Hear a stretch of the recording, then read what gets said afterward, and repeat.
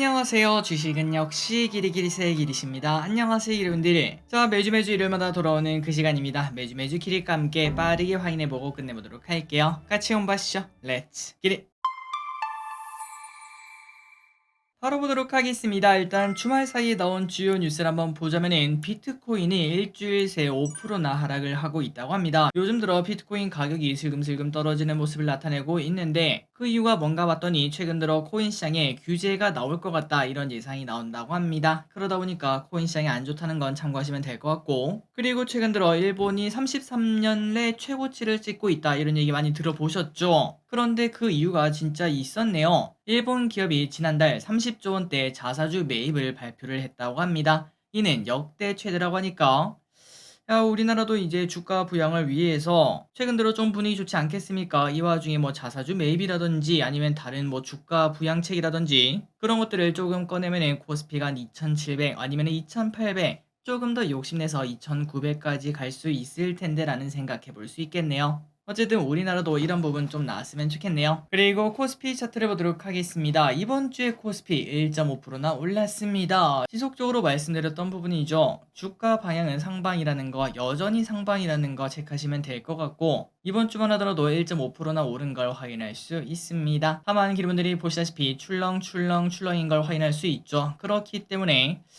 이번 주에 혹시나 FOMC 때문에 뭔가 예상치 못한 얘기가 나온다거나 갑자기 뭐 금리 인상이 나온다면은 이런 식으로 살짝 조정받는 모습, 그리고 다시 이평선을 찍고 올라가는 모습이 나올 수도 있다는 건 체크하시면 좋을 것 같습니다. 그리고 삼성전자 여전히 좋은 흐름을 나타냅니다. 7만전자 지키는 모습 나타내고 있으며, 코스닥 같은 경우는 이번 주는 조금 상승했네요. 0.8% 상승하는 모습, 그래도 꽤나 강한 모습을 나타내 어느덧 900까지 오는 걸 확인할 수 있습니다. 매동을 보도록 하겠습니다. 이번 주 매동은 선물옵션 동시 만기일 날을 제외하면 외국인의 대부분 매수가 나오는 걸 확인할 수 있고, 연기금은 보합권의 모습 나타내고 있네요. 환율과 유가를 보도록 하겠습니다. 이 부분이 좀 중요할 것 같은데요. 우리가 이제 주식 투자를 하다 보면은 일단은 뭐 코스피가 위로 갈 확률이 조금 더 높을 것 같은데, 하지만 언젠가는 고점 치지 않겠습니까? 올해 초만 하더라도 2100포인트인가요? 거기까지 갔다가 이제 슬금슬금 올라와 2700을 눈앞에 두고 있는 상황인데, 어떻게 보면은 야, 꽤나 많이 올라오긴 했다, 조정 나와도 할 말 없다 라는 이야기를 해볼 수 있겠죠. 그렇다면 이제 우리가 고점을 우리가 정확하게 예측할 수는 당연히 없겠지만 어느 정도 예상을 해보자면은 아마도 환율의 답이 있지 않나 라고 볼 수 있습니다. 최근 들어 코스피가 오른 이유가 뭐라고요? 맞습니다, 환율이죠. 환율이 이렇게 떨어지게 되면서 외국인의 환차익을 노린 매수가 들어오고, 그리고 매수가 들어오려고 딱 봤는데 마침 또 반도체가 좋은 상황이라고 하니까 삼성전자 하이닉스가 올라가면서 지수가 올라가는 걸 확인할 수 있습니다. 그렇다면 이 지수 상승이 끝날 때쯤에는 어떤 일이 할까요? 맞습니다, 외국인의 매수가 멈출 가능성이 있다고 볼 수 있겠죠. 그리고 그 트리거는 당연히 환율이 될 수 있기 때문에 지금 현재 1300원을 깨고 내려간 환율 어디까지 내려갈지 그 부분을 한번 고민을 해보시면 좋을 것 같습니다. 그러면 어느 정도 한 이쯤에서는 조정받지 않을까 이런 예측은 해볼 수 있겠죠. 자, 그렇다면 환율 최근 10년 차트를 보시면 환율은 지속적으로 올라가는 모습을 나타내고 있습니다. 그리고 이번에 예상외로 많이 급등한 모습을 나타냈다가 이제 좀 조정받는 모습을 나타내고 있는데, 그렇다면 어디까지 떨어질까라는 예상을 해봤을 때 이때 고점이 있죠. 2016년 고점, 그리고 2020년 고점, 이때 라인을 올해 초에 저점을 잡은 바 있는데 아마도 여기까지 떨어지면 그래도 좀 멈추지 않을까, 환율 하락이 멈추지 않을까라는 고민을 해볼 수 있을 것 같습니다. 그리고 그 라인은 1230원에서 40원, 조금 보수적으로 보면은 한 50원 정도가 되면은 외국인의 매수가 조금은 멈출 수 있겠구나, 당분간은 멈출 수 있겠구나, 이런 예상을 해보시는 것도 괜찮을 것 같네요. 어쨌든 이러한 그냥 뇌피셜을 봤을 때 여전히 내려갈 곳이 많기 때문에 아직까지도 외국인의 매수가 들어올 수 있으며, 그렇다면 추가적인 지수 상승이 나타날 가능성이 높다는 건 체크하시면 좋을 것 같습니다. 다만 이 모든 게 100% 맞을 수는 절대 없기 때문에 계속적으로 수정해 나가면서 정확도를 높이기 위해서 계속 공부해 보도록 할게요. 미국 시장을 보도록 하겠습니다. 금요일날 미국 처음에는 조금 상승하나 싶더니 보합권 정도로 마무리가 되는 걸 확인할 수 있고, 그 와중에 전부 다 셋 다 빨간불을 만들긴 했네요. 그렇기 때문에 미국의 추가 상승 기대감 당연히 남아있다고 볼 수 있고, 테슬라가 어느덧 11일 연속 상승을 하고 있다고 합니다. 야, 이 정도면 한번 멈출 때 됐는데 라는 생각을 해볼 수 있고, 그리고 아까 말씀드렸다시피 이번 주에 FOMC이지 않겠습니까? 그게 또 조정의 빌미가 될 가능성이 있다는 거 체크하시면 좋을 것 같습니다. 그러니까 이번 주에는 조정 나올 확률이 조금 높다 정도는 꼭 알고 가면 좋다고 볼 수 있겠죠. 코인을 보도록 하겠습니다. 보시다시피 위에서 머물다가 슬금슬금 떨어지는 걸 확인할 수 있습니다. 그렇기 때문에 추가 하락 가능성도 여전히 나올 것 같고, 이런 것들을 종합적으로 봤을 때 코스피는 일단 월요일날 보합 출발할 가능성이 높을 것 같습니다. 그렇다면 이제 다음 주 증시 전망을 보도록 하겠습니다. 여전히 증시는 좋은 흐름을 나타내고 있습니다. 그리고 지금 주가 상승 주체는 외국인, 이 외국인이 아직까지 남아 있을지 혹은 이제 빠져나갈지 아니면은 잠시 매수를 멈출지 그런 것들을 고민해 보시면 좋을 것 같고, 환율의 움직임을 조금 지켜보는 게 좋다고 볼 수 있겠죠. 그런 걸 확인하고 그때 가서 외국인 매수가 멈췄다, 이제 환율이 다시 올라가는 것 같다 이런 생각이 들 때, 그때 이제 내가 가지고 있는 주식을 조금씩 매도하거나 인버스를 사도 늦지 않을 것 같습니다. 그 전에 미리 인버스 할 필요는 없다고 생각해요.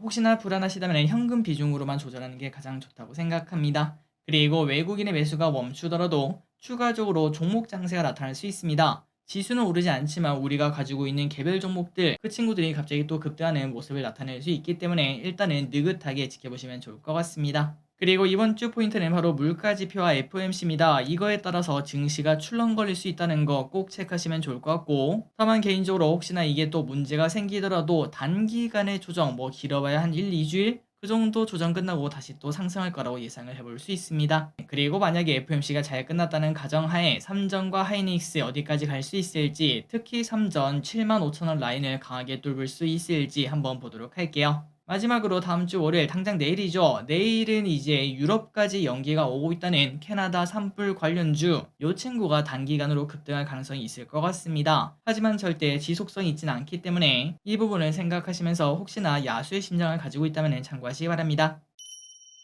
다음입니다. 이번 주 연기금 외국인 픽을 보도록 하겠습니다. 자, 연기금 뭘 샀나? 삼성전자, SKC, HD현대인프라코어, LNF, LG화학, 포스코홀딩스, 현대미포조선, 하이브, 효성중공업, SK하이닉스를 매수합니다. 외국인 매수를 보도록 하겠습니다. LG엔솔, 두산에너빌리티, 코스모신소재, 삼성전자우, 포스코퓨챔, LG화학, OCI홀딩스, 루트로닉, SK하이닉스, 이오플로를 매수합니다. 다음으로 개인입니다. 곱버스, 기아, 네이버, 버스코홀딩스, 금양, 코스닥 인버스, NC소프트, 타차전, 셀트리온, 셀트리온 헬스케어를 매수합니다. 개인분들은 곱버스 인버스를 쓸어가는 걸 체크할 수 있네요. 다음입니다. 이번 주 뉴스 복습해보도록 하겠습니다. 월요일입니다. 유가가 급등한다는 소식이 나왔었죠. 사우디에서 다음 달부터 100만 배럴을 추가 감산하겠다 이런 얘기가 나오자 유가가 급등하는 걸 확인할 수 있고, 결국은 오펙 플러스 쪽에서는 유가가 떨어지는 걸 원치 않는구나 라는 걸 느낄 수 있습니다. 화요일입니다. 애플이 일본에 이어서 또 사상 최고치를 찍었다고 합니다. 대박이죠. MR 헤드셋 기대감으로 올랐다가 잠시 떨어졌다고 하니까 앞으로 MR 헤드셋 관련주가 어떤 식으로 움직일지, 새로운 시장이 열리는 게 맞는지 확인해 보시면 좋을 것 같습니다.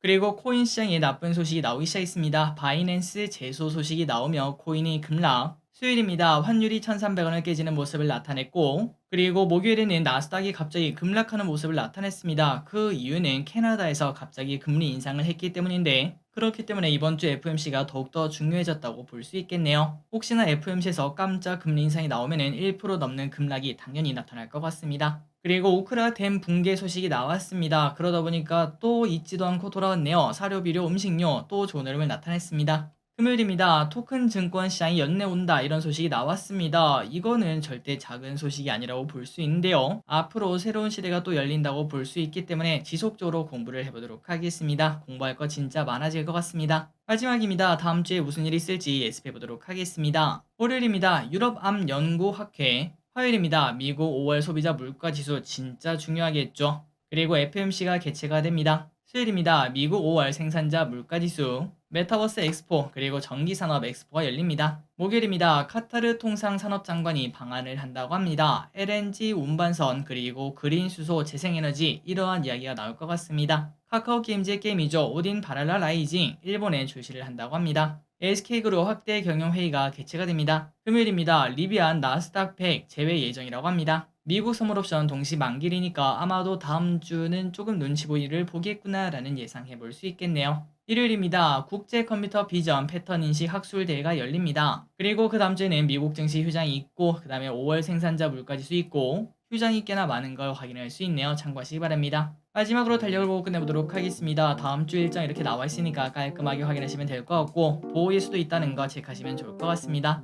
3초 뒤에 넘어가도록 할게요. 오늘의 공부 여기까지 끝났습니다. 항상 이렇게 같이 공부해서 진심으로 감사드리고 남은 일요일 푹 쉬시면 될 것 같습니다. 지금까지 기리셨습니다. 빠이요.